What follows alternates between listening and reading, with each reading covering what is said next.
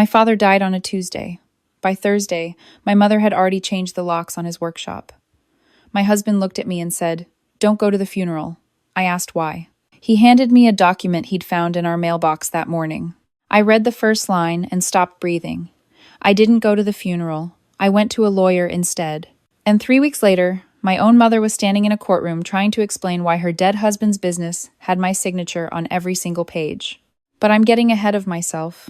My father wasn't a bad man. At least that's what I told myself for 29 years. He was quiet, mostly. The kind of dad who showed love through fixing things. A leaky faucet, a squeaky door, a broken shelf. Never through words. Never through showing up to anything that mattered. He missed my college graduation because he had a delivery to make. He missed my wedding rehearsal because the shop was busy. He missed my actual wedding because, and I swear this is real, he said he had a client emergency. A client emergency. At a furniture restoration workshop. Like someone's armoire was having a heart attack. My mother made excuses for him. She always did. Your father works hard so we can have nice things. Your father loves you in his own way. Your father isn't good with emotions, but that doesn't mean he doesn't care. You know what it actually meant? It meant my younger brother, Kevin, got the attention, the praise, the patience, and I got the lesson in resilience. Kevin is 26. Kevin has never held a job for longer than 8 months. Kevin once started a podcast about cryptocurrency that lasted 4 episodes and cost my parents $11,000 in equipment he never returned. Kevin currently lives in my parents' basement, or lived, I should say, and calls himself an entrepreneur, which is a fun word for someone whose primary skill is borrowing money from people who love him too much. But Kevin is sensitive. Kevin needs support. Kevin is finding himself. I found myself too. I found myself paying my own tuition with 2 part-time jobs while Kevin got a car for his 18th birthday. I found myself at 23 with a stable accounting job, a tiny apartment, and 0 debt, while my parents co-signed a lease for Kevin's failed attempt at opening a vinyl record store in a strip mall next to a vape shop. It lasted 5 months. My parents ate the remaining 7 months of rent. None of this made me bitter. Okay. Some of it made me bitter, but mostly, I just learned to expect nothing. And when you expect nothing, you're never disappointed. You're just occasionally proven right. I married Ethan 3 years ago. He's an electrician. Quiet, steady, the kind of man who listens more than he talks and somehow always knows the right moment to hand you a cup of coffee without being asked. Ethan doesn't do drama. He doesn't raise his voice. He just pays attention, which in my family makes him practically supernatural. We bought a small house on the edge of town, 2 bedrooms, a backyard big enough for a dog we keep saying we'll get, and a mortgage that doesn't make me cry. It's ours. It's peaceful. Nobody screams here. Nobody cries on command to get what they want. And then my father died. Heart attack. Quick, they said. He was in the workshop. Collapsed near the lathe. My mother found him when she brought lunch down. He was 61. When she called me, she was already hysterical. But in that specific way, she gets where you can't tell if she's grieving or performing. I know that sounds awful. But when you've spent your whole life watching someone rehearse emotions for an audience, you start noticing the difference between the real ones and the show. I told her I was sorry. I told her I'd come over. Ethan drove me. We sat in the living room while my mother wept into Kevin's shoulder, and Kevin stared at the wall like someone had unplugged him. I made tea. I called the funeral home. I found the insurance paperwork. I did what I always do. I handled it. Nobody thanked me. That's fine. I wasn't expecting a parade. I just wanted to get through it. 2 days later, the morning of the funeral, Ethan went out to grab the mail. He came back holding a manila envelope with no return address. Just my name, printed, and a stamp that looked like it had been put on by someone in a hurry. He opened it at the kitchen table while I was getting dressed. I heard him go quiet. Not regular quiet, Ethan quiet, the kind where the air changes. I walked into the kitchen. He was holding a single sheet of paper. He looked up at me and said, "Don't go to the funeral." "What are you talking about?" He slid the paper across the table. It was a business registration form, State of Ohio, filed 14 months ago, a company called Whitmore and Mara Fine Restorations, LLC, and right there, listed as co-owner and managing partner, was my name, my full legal name, my social security number, my signature, or something that was trying very hard to be my signature. I'd never seen this document before in my life. I sat down. My black dress suddenly felt like it weighed 40 pounds. Ethan didn't say anything for a while. Then he pointed at the bottom of the page. There was a note, handwritten, not printed. Small, cramped letters. It said, "In case you need this. Think of it as insurance. Dad." My father's handwriting. I recognized it immediately. The way he made his D's look like backwards sixes. The way he never dotted his is. He wrote me a note. From beyond the grave, apparently, through the U.S. Postal Service, timing it to arrive the week he died. Like he knew. And that's where I need to stop and tell you about the workshop. My father ran a furniture restoration business out of our garage for as long as I can remember. When I was little, it was just him, some sandpaper, and a radio that only played classic rock. By the time I was in high school, he'd expanded into a proper workshop behind the house. Clients brought in antiques, estate sale finds, inherited pieces. He stripped them, repaired them, refinished them, and sent them back looking like new. It was legitimate. Or at least, I always thought it was. But there were things I noticed as I got older. Things I filed away and never examined too closely because examining them meant asking questions, and asking questions in my family meant becoming the problem. Like how the workshop had two entrances, one in the front for clients, one in the back that he kept padlocked and told us was for storage. Like how sometimes he'd get deliveries at 2 a.m. I'd hear the truck from my bedroom window. When I asked about it once, my mother said he was getting supplies from a discount dealer who worked odd hours. I was 14. I believed her, like how Kevin started working in the workshop at 18 but could never explain what he actually did there. "I'm learning the trade," he'd say, but he never touched a piece of sandpaper, never had varnish under his nails, never smelled like wood stain. Like how my parents, who supposedly ran a modest furniture business, managed to pay off their house, buy Kevin a car, fund his disasters, and still take vacations to Florida every February. I never added it all up. Maybe I didn't want to, because adding it up meant my father wasn't just quiet. He was careful. And there's a difference. The morning I found that document, everything added up at once. I called a lawyer before I called my mother. Her name was Sandra Chen. She had an office above a sandwich shop downtown and a reputation for being the kind of lawyer who didn't flinch. I showed her the paper. She looked at it for about 30 seconds, then looked at me. "You didn't sign this." "No." "You didn't authorize this." "No." "Do you know what this company does?" I told her it was my father's furniture business. She shook her head. "Whitmore and Mara Fine Restorations has import records. A lot of them. This isn't a garage operation. This is a registered import-export business dealing in antique furniture, art objects, and decorative goods. Some of the shipments originated overseas. Your name is on the customs declarations." My name. On customs declarations. For shipments I never knew existed. Sandra told me not to go to the funeral. She told me to go home, lock every financial account I had, pull my credit reports, and not speak to my family until she had a full picture. I did all of it. Ethan sat next to me while I logged into every account, every credit monitoring service, every government portal. My credit score was fine. No strange accounts under my name, at least not yet. But the business registration was real. The EIN was tied to my social, and somewhere in a federal database, I was listed as the person responsible for a company I'd never heard of. I didn't go to the funeral. My mother called 17 times that day. I didn't answer. Kevin texted once. "Where are you?" That was it. One text.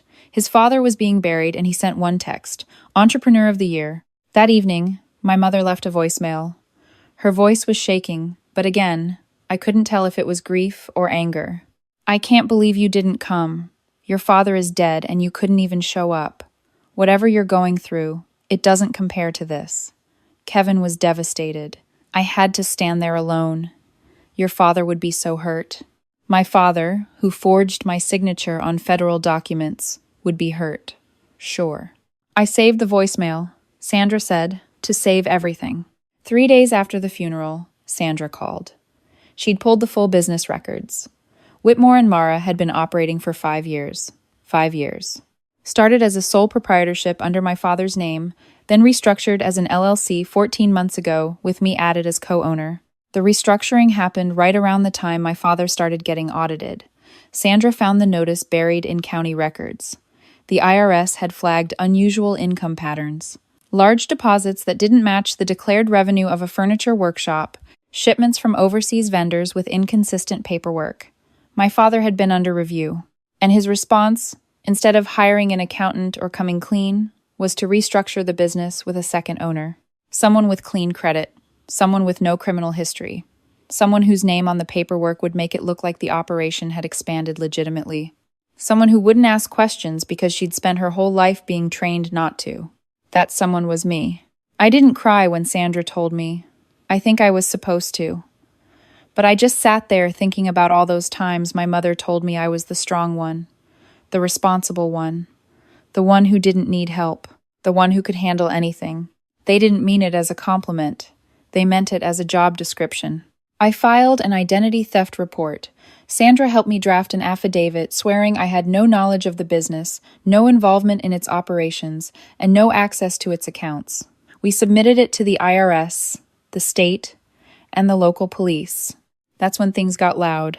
My mother showed up at my house unannounced 3 days later. I saw her car pull into the driveway and my stomach dropped. Ethan was at work. I considered not answering the door, but she'd already seen me through the kitchen window. I opened the door. She didn't wait for an invitation. "What have you done?" "Good morning to you too, Mom." "The police came to the house. They're asking about your father's workshop. They're asking about paperwork. They said your name came up in a report." My name came up because someone put it there without my permission. "Your father was trying to protect this family. My father committed fraud using my identity. Don't you dare talk about him like that. He just died." "Yes, and before he died, he made sure I'd be the one left holding the bag." She stared at me. Her eyes were red. Her hands were shaking. For a moment, I almost felt sorry for her. Almost. He didn't mean for it to go this far. It was supposed to be temporary, just until the audit passed. And then what? He'd remove my name, he'd tell me? You wouldn't have understood. No. I would have said no. That's what you mean. I would have said no, just like I always say no when you try to use me, and you can't have that. She went quiet. Then she said the thing I'd been waiting my whole life to hear her say out loud. "Kevin can't handle this. You know that. If this falls on him, he'll fall apart. He's not like you. He's not built for pressure." And there it was. I looked at my mother standing in my kitchen, in the house I paid for, asking me to take the fall for a crime I didn't commit because my brother is too fragile and I'm apparently made of concrete. I said, "Get out." She didn't move. "I'm serious. Get out of my house." "Riso, please." My name isn't Riso. But the way she said it, pleading, small, like I was supposed to fold, it felt like every nickname she'd ever used to shrink me. "Get out." She left. She cried in the driveway for 5 minutes before driving away. I watched from the window. Ethan came home an hour later. He didn't ask what happened. He saw my face and just sat down next to me on the couch. After a while, he said, "Tea or something stronger?" I said tea. He made 2 cups. We sat in silence for a long time. It was the most loved I'd felt in years. The investigation moved fast after that. Sandra worked with the feds. It turned out my father's business wasn't just underreporting income. He'd been importing furniture pieces with falsified provenance, basically taking mass-produced replicas, giving them fake certificates of authenticity, and selling them to collectors as genuine antiques. Some of the pieces had been sold at auction. One of them ended up in a private museum. The total fraud exceeded $800,000 over 5 years. $800,000. And my name was on the company that did it. Kevin, as it turned out, was the shipping coordinator. He managed the back door of the workshop, the deliveries, the late-night trucks. He packed the pieces, printed the labels, handled the inventory. The podcast equipment my parents paid for? Microphones and cameras, sure. But also label printers, packaging supplies, and a laptop full of shipping records. He wasn't finding himself. He was finding buyers. When the police brought Kevin in for questioning, he cried. Of course he did. He said he didn't know what the pieces were. He said Dad told him it was legitimate. He said he was just helping out. My mother backed him up. She said Kevin was a victim too. She said my father kept them both in the dark. She said the only person who really understood the business was the co-owner on the paperwork. She pointed at me. Again. Even from the grave, my father had set the board. And my mother was still playing the game. But here's the thing about documents. They don't lie the way people do. Sandra had the affidavit. She had the digital forensics, showing the signature wasn't mine. She had the email accounts tied to the business, none of which I had access to. She had Kevin's laptop with shipping records, Kevin's browser history showing antique forgery forums, Kevin's text messages to buyers using a burner number registered under, guess whose name? Mine again. A second identity theft charge. Kevin had opened a phone line in my name to run the sales side. He'd been texting clients pretending to be me for over a year. When the detective laid it all out, my mother went quiet for the first time in her life. Kevin's lawyer asked for a plea deal before lunch. Kevin pled guilty to wire fraud, identity theft, and conspiracy. 3 years. Not probation, not a fine. 3 actual years. The judge wasn't interested in tears. My mother was charged with obstruction and conspiracy. She'd known about the business since the beginning. She'd helped fabricate the story about Kevin being innocent. She'd lied to police. 18 months suspended sentence, 2 years probation, a fine that would take the house. The house. The one my father paid off with money from selling fake antiques to people who trusted him. I didn't go to the sentencing hearing. I didn't need to. Sandra sent me the transcript. My name appeared 23 times. Not once in an apology. A week after the sentencing, my mother called. I don't know why I answered. Maybe because after 29 years of conditioning, the reflex was still there. Maybe because a small, stupid, unkillable part of me still wanted her to say the right thing. She didn't. I hope you're happy. I'm not happy, Mom. I'm tired. Your brother is going to prison because of you. My brother is going to prison because he committed crimes using my identity. There's a difference. Your father built that business for this family. My father built that business on my back without telling me. You always had to be right, even as a little girl. Always had to be the one who knew better. I didn't respond to that. Kevin wouldn't survive in there. You know that. You've always been tougher. We thought, if it ever came to it, you'd understand. You'd take the hit. You don't have kids. You don't have, as much to lose. There it was again. The math. The family math where my life is always worth less because I made it simpler. Because I don't have children. Because I'm stable. Because I never needed saving, so I must not need protecting either. You used my name, my social security number, my identity, and you expected me to just absorb it, because I'm strong, because I can handle it, because Kevin can't. She was crying now. Real tears this time, I think. But I'd stopped being able to tell the difference years ago. We're your family. You were my family. Families don't set each other up for federal charges. She hung up first. I was glad. I didn't want to be the one. That night, Ethan brought home Thai food. We sat on the floor because we'd been meaning to get new dining chairs for months and kept forgetting. He opened a beer. I opened one too. You okay? He asked. I blocked her number. He nodded. And Kevin's. And my aunt. And the cousin who emailed me calling me a traitor. He nodded again. I'm not sorry. I know. They would have let me go to prison, Ethan. They planned for it. My father literally set up the paperwork so that if anything went wrong, the trail would end at me. I know. And the worst part? My mother still thinks I'm the villain. Right now, tonight, she's sitting in that house telling whoever will listen that I destroyed this family, that I didn't have to report it, that I could have just let it go. Ethan put down his beer. You could have. I looked at him. But you didn't. And you shouldn't have. And I'm proud of you. I didn't cry. Not right then. I cried later, in the shower, where the sound of the water could cover it. Not because I was sad, because I was relieved. Because for the first time in 29 years, I didn't owe anyone my silence. It's been 4 months now. The house is quiet. My phone doesn't ring with guilt trips. My mailbox doesn't contain surprises. I got a letter from the IRS confirming that the identity theft claims were accepted and I'm no longer associated with Whitmore and Mara Fine Restorations, LLC. I framed that letter.